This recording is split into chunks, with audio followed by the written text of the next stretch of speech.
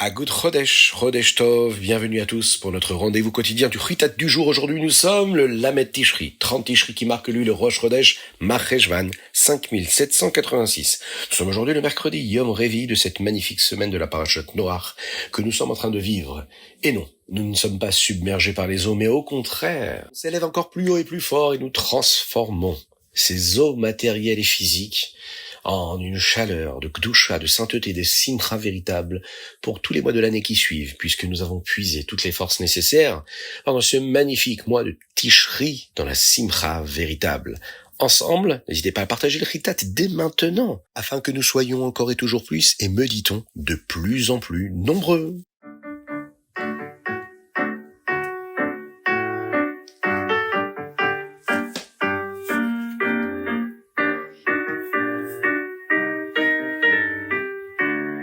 Et nous allons démarrer par notre Chumash du jour, et nous entrons dans une nouvelle ère, l'ère qui se vit après le Maboul. Aujourd'hui, nous commençons à apprendre ce qui s'est passé juste après le déluge. Akadosh Baruch Hu a dit à Noach que sa famille et tous les animaux devaient sortir de la Teva. Dans cette Teva, il était interdit d'avoir des enfants, mais maintenant, tous y seraient à nouveau autorisés, les hommes comme les animaux. Ainsi, Noach et sa famille, ainsi que tous les animaux et les oiseaux ont quitté la Teva. À partir de ce moment, eux pourraient remplir ce monde-là. Puisqu'Akadosh Baruch Hu avait demandé à Noach d'apporter 7 paires d'animaux cachers purs, Noach réalisa qu'Akadosh Baruch Hu voulait qu'il offre des corbanotes pour le remercier. Et c'est ce qu'il va faire. Il va offrir un korban olah, c'est un sacrifice qui est entièrement brûlé sur le misbéach, sur l'autel, de chaque espèce d'animal et d'oiseau qui était cachère. Lorsqu'Hachem a senti ces corbanotes si spéciaux, cela lui a apporté un nachat ruach, une satisfaction spirituelle très particulière. Hachem a alors promis de ne plus jamais détruire le monde. Pourquoi? Comme le dit le texte, Ki yetzer lev ha'adam ra mineurav, car les gens ne sont pas parfaits. Ils naissent avec un yetzer hara, cette mauvaise inclination, cette envie toujours d'aller vers le mal, chas v'shalom, mais qui est naturelle, et ils méritent. Bien sûr, la Rachmanout, la miséricorde d'Akadosh Baruch Hu. Pendant le Maboul, en plus de la destruction de tous et de tout dans le monde, les mazalot, ce que nous appelons les constellations, toutes ces influences célestes qui se trouvent dans les cieux, ont cessé de bouger. Le soleil, lui, ne bougeait pas. La lune ne bougeait pas. Les étoiles ne bougeaient pas. Il n'y avait ni jour ni nuit. Et bien sûr, il ne pouvait y avoir de saison. Mais maintenant, Shem dit que dorénavant, le monde aurait un seder, un ordre. Les mazalotes recommenceraient à bouger, et cela continuerait pour toujours. Chaque jour aurait un jour et une nuit. Et les saisons de l'année ne cesseraient jamais. Lo ishbotu. Akadosh Baruch Hu parle à Noach de 6 saisons.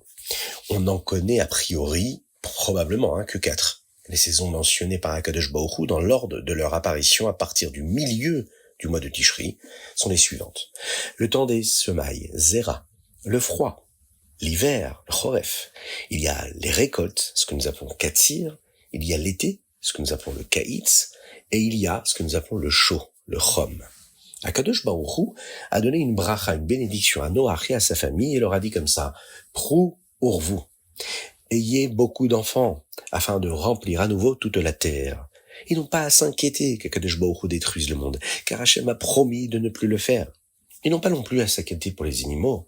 Avant le Maboul, lorsque les gens ont commencé à mal agir, les animaux ont cessé d'avoir peur des humains. Maintenant, ils n'ont plus à s'inquiéter de vivre dans un monde dangereux, car les animaux auront à nouveau peur des êtres humains. Avant le Maboul, il était interdit de manger de la viande. Mais maintenant, Akadosh Baruch Hu leur permet de manger de la viande, mais avec certaines règles. Il est interdit de manger de l'Ever Minachai, c'est-à-dire un membre d'un animal ou bien son sang tant qu'il est encore vivant. Il est permis de tuer des animaux, mais pas des humains. Il est même interdit de se faire saigner soi-même sans raison. Ainsi, si un animal tue une personne, il sera puni. Et si une personne en tue une autre, que Dieu nous en préserve, Akadosh Baruch Hu s'assurera qu'elle soit punie. Une personne est faite Betselem Elohim, à l'image de Dieu. Si une personne est tuée, cela enlève une partie du Tselem Elohim du monde, de cette image-là de Dieu qui est dans le monde, à travers le monde. Et là, le monde ressemble moins à Dieu.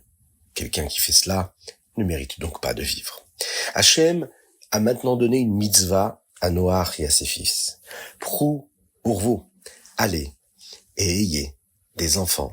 Beaucoup, beaucoup, beaucoup d'enfants.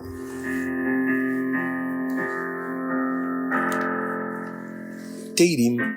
Aujourd'hui, nous étudions et lisons les Teilim du Lamed, du jour Lamed, 30e jour du mois de Tishri, et nous allons conclure tout le livre des Teilim, du 145 donc, jusqu'au Teilim 150. Ces chapitres-là font partie de la Tfila de tous les jours. Ils constituent la partie principale des Psouké des Imra, qui est la première partie de la Tfila, que les sages ont instituée pour louer Akadosh Baruch Hu. Si on regarde bien, au début du chapitre 145, cependant, on ne verra pas le mot Ashré. Dans les Teilim, il apparaît à travers les mots Teilal et David. Le chapitre commence par ces mots-là, qui est en réalité le 3e verset dans notre Sidour. Et les versets qui commencent par le mot Ashré proviennent d'autres chapitres. Le premier vient du chapitre 84, et le second est à la fin des Teilim d'hier, dans le chapitre 144. Le verset le plus important dans le Ashré est le suivant. Nous disons qu'Hachem ouvre sa main et donne à chacun ce dont il a besoin. La halakha nous dit d'ailleurs que si, au moment de prononcer ce verset-là, nous n'avions pas eu la bonne kavana, la bonne intention de réellement penser à cela, qu'Akadosh Baruch Hu donne à chacun ce dont il a besoin, et qu'il faut avoir le bitachon, la confiance en Dieu, il faut avoir la émouna, la foi qu'Hachem donne à chacun ce dont il a besoin. Eh bien, on doit revenir en arrière et répéter ce verset. Alors, lorsqu'on dit cette partie d'Ashré, il faut véritablement penser à la façon dont Hachem donne à chacun, à chaque être vivant, ici-bas sur terre, que ce soit le minéral, le végétal, l'animal ou l'homme, toujours tout ce dont il a besoin.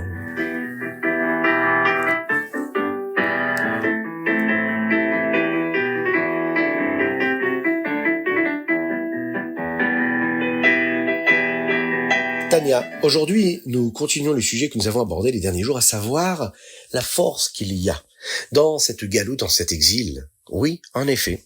L'idée est que si une personne est au milieu de cette fila et que quelqu'un vient lui parler et de le déconcentrer, elle doit réaliser qu'Hachem lui donne un message. Il doit penser que la Shrina, la présence divine, est en exil, à l'intérieur des mots de la personne qui la dérange, de sorte qu'elle viendra à utiliser beaucoup plus de force en elle pour combattre cette déconcentration-là, et pour avoir une bonne concentration, une bonne direction de pensée dans cette fila. C'est comme si Hachem se déguisait. Cela ressemble à quelque chose qui abîme a priori cette kavana-là, mais en réalité, Hachem essaye juste de rendre sa vitalité, sa chayout dans la tfila beaucoup plus grande et beaucoup plus forte. Il ne faut pas se décourager. En réalité, c'est un test, comme dans tous les moments de notre vie, lorsqu'il y a des difficultés à accomplir la Torah et les mitzvot avec l'envie, avec la joie, avec de la lumière dans cet attachement à Dieu, c'est qu'en réalité, Dieu nous teste. Dieu nous donne un test, mais également un tremplin. Si on réussit à traverser ce test-là, traverser ce Nisayon, cette difficulté-là, alors on s'élève, on se projette encore plus haut et on dépasse le niveau que nous avions avant cette épreuve-là et ces difficultés. Il faut toujours s'en rappeler.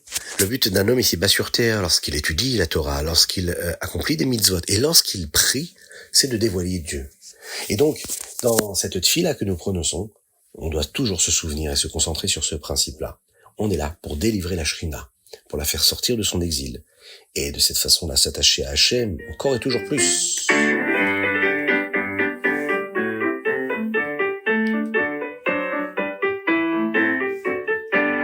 Hayom Yom, Lamed et Tishri, Rosh Chodesh, Macheshvan.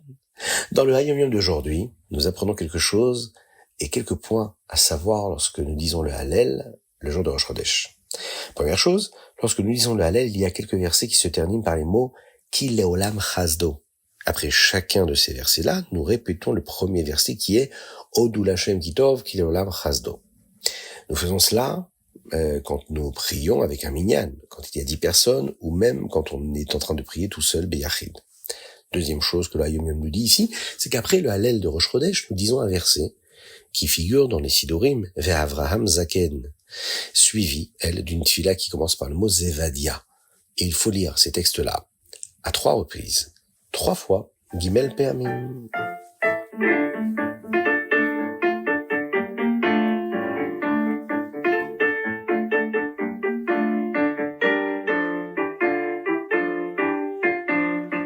Rambam Ilchot Kelim, dans le Rambam d'aujourd'hui, nous en apprenons davantage sur le moment où les Kelim, les récipients, peuvent devenir impurs.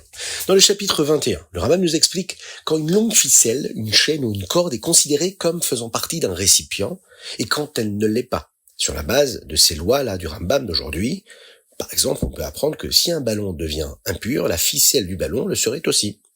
Dans le chapitre 22, le Rambam nous explique quand les vêtements ou le tissu peuvent devenir impurs. L'une des lois est que un bandage, par exemple, même s'il est fait de tissu, ne peut pas devenir impur. C'est parce qu'il n'est pas considéré comme un récipient, comme un keli. Enfin, dans le chapitre 23, Périgraphe Gimel, le Rambam nous donne les règles qui concernent la taille que doit avoir un morceau de tissu pour devenir impur.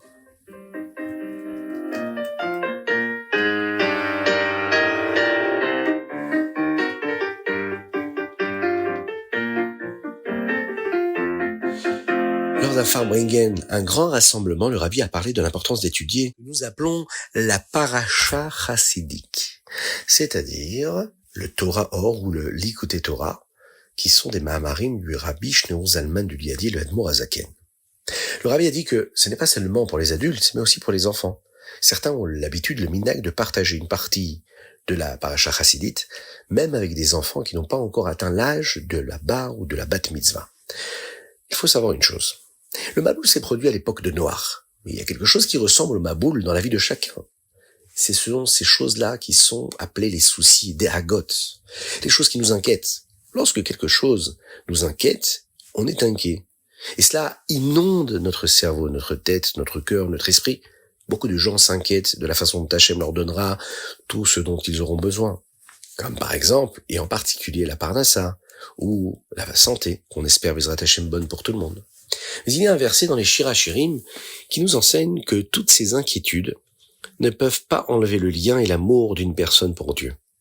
Non seulement cela, mais elles peuvent rendre une personne encore plus proche d'Hachem. C'est en effet cette paracha chassidite, le Torah Or et les Likutei Torah qui parlent de ce sujet. Toutes les choses dont les gens s'inquiètent sont des éléments matériels, ce que nous appelons la Gashmiyut, qui ont une forte vitalité de Dieu cachée à l'intérieur d'elle. Lorsque nous utilisons ces choses, nous obtenons une chayut, une énergie qui était à l'intérieur de ces choses-là, et cette chayut supplémentaire que nous pouvons obtenir de la Gashmiyut nous rendra encore plus proches de Dieu. Lorsque nous utilisons cette vitalité-là, pour nous aider à avoir de l'énergie et de l'envie, pour prier comme il faut, pour étudier comme il faut, on l'utilise à bon escient, cette énergie-là physique et matérielle que nous avons reçue, alors cette chayut à l'intérieur de la matérialité sort et devient une partie de nous-mêmes. C'est ainsi que une personne ne devrait jamais penser que parce qu'elle pense au matériel toute la semaine, elle ne peut pas penser à Hachem lorsqu'elle prie. C'est le contraire qui est vrai.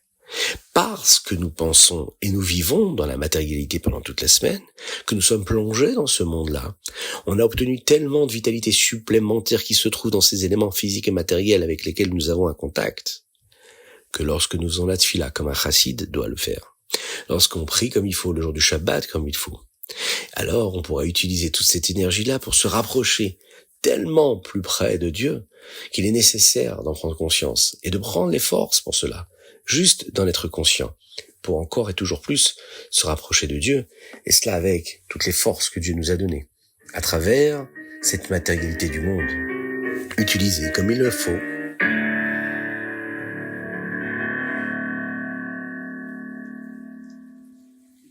C'était le Chitat du jour. J'espère que vous avez passé un bon moment. N'hésitez pas à le partager avec vos amis et vos proches. Envoyez-nous vos dédicaces par WhatsApp au 06 21 37 24 52, mais aussi par email sur chitat.fr. N'hésitez pas à vous associer à la diffusion. Chaque petit geste physique, chaque petite pièce, chaque petit virement nous permet d'avoir de l'énergie physique, matérielle, de créer un récipient, de créer un réceptacle et de créer un outil qui nous permet de diffuser et de transformer ce monde physique et matériel en un monde où la Shrina, la présence de Dieu, sera encore plus dévoilée, bien sûr. Mashiach arrivera.